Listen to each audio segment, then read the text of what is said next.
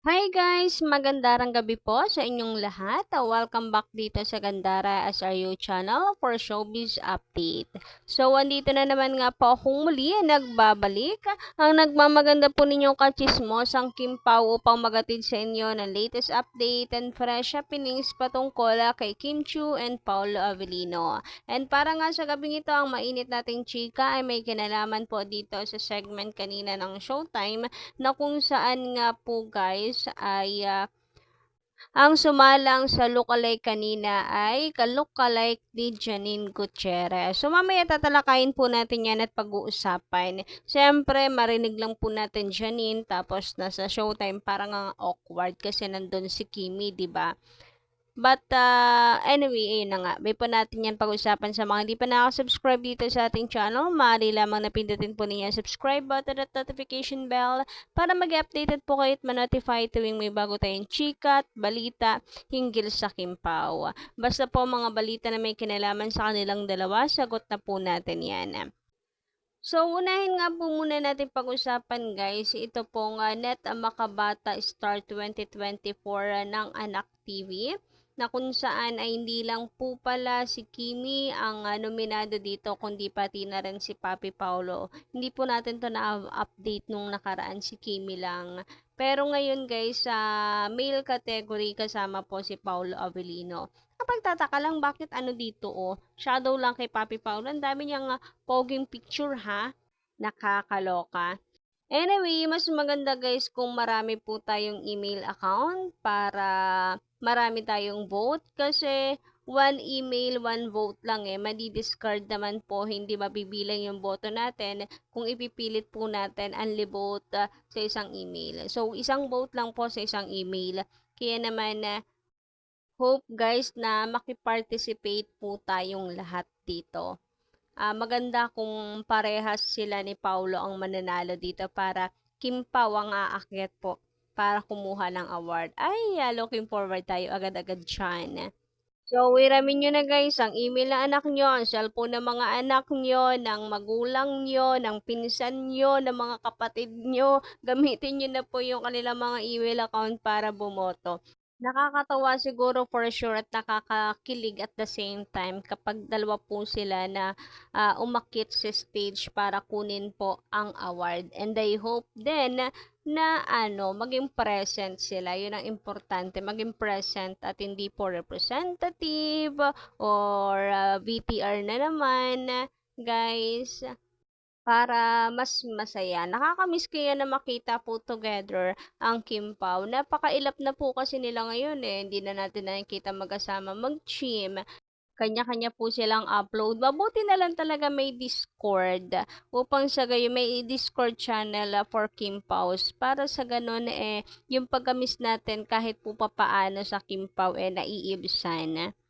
Samantala, nakakatuwa naman po guys si Kim Chu sa kabila ng mga bangayan ngayon sa X. Ang daming mga feeling entitled na fines, etc. Ganyan. Sa kabila po ng kaguluhang nagaganap ngayon sa X ay nakakatuwa dahil itong si Kim Chu ay ipiniflex sa kanyang social media. Yung dami po ng mga taong pumunta doon sa Trinoma Activity Center and naka-highlight po ang mga Kim Pao fans. Kasi ang dami talagang pumunta ron na mga Kim Pao fans. Hindi po nagsisinungaling yung host. Ang dami talagang mga Kim Pao fans na sumuporta sa event na ito ni Kim Chu. So, asahan natin guys, naaamoy ko na yung mga ganitong kaganapan kapag nag-promote na ng movie ang Kim Pao. Eto nakakatuwa na sa kabila ng kaguluhan, narito po si Kimi and masaya rin na nakikita po ang kanyang mga fans, lalo na ang mga Kim Pao niyan. So guys, sana wala naman pong inggitan na mahal po ni Kimi lahat ng kanyang mga fans. So I hope na wag po tayong magsiraan na bilang respeto na rin po kay Kim Chu. Isa lang sinusuportahan natin tapos ang lakas nating mambasag sa ibang fandom. I mean, kung individual fan ka ni Kim Chu, wag mong pakalman ang mga Kim Pao fans kasi may karapatan din naman silang magdilulo and vice versa. Ganon din po sana sa mga Kim Pao fans. Respeto sa mga Kim fans. So, tama na po ang bangayan. Yun lang. Samantala, dumako naman po tayo dito sa pinakasentro ng ating update sa gabing ito. Guys, sino po ang hindi makahinga dito sa pasuspense ni Mimi Vice sa Showtime? Grabehan yun, muntik na. Akala ko po talaga si Kim Chiu po pakakausapin dito sa ka-look-alike. Alam naman natin guys na bashing ang abutin ni Kim Chiu, sasabihan ng bitter, etc. etc. ganyan. So, grabehan din talaga. Hindi, kanina talagang si Kim Chiu agad yung iniisip po ng mga fans dahil dito sa look-alike po na ito ni Janine. Kasi alam naman po natin kung ano yung magiging kapalit nito. Kaya siguro kinakabahan po tayo. Pero saludo naman sa mga Showtime host kahit papaano ay nilight up nila yung awkwardness na yan. Pinagaan nila. They turned it ng masayang encounter, ganyan. Ano ba? Basta binago nila yung atmosphere po doon sa halip na awkward ang saya sumaya dahil sa humor din ng mga host. Anyway, napagtripan nga po itong si Kuya Ryan. Siya yung nakita Hindi tuloy alam ni Kuya Ryan kung ano yung gagawin niya ni Ryan Bang.